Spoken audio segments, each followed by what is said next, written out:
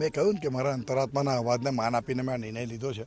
મેં જે પણ કહ્યું છે સમજુ વિચારીને કર્યું છે. અને બીજો એક વસ્તુ કે પાર્ટીના નાનામાં નાના કાર્યકર્તાઓનું માન સન્માન જળવાય, એમને એમની સાથે સંકલન કરીને નિર્ણય લેવાય, એવી એક કાર્યકર્તા તરીકે મારી વાત છે, મારી ઈચ્છા છે.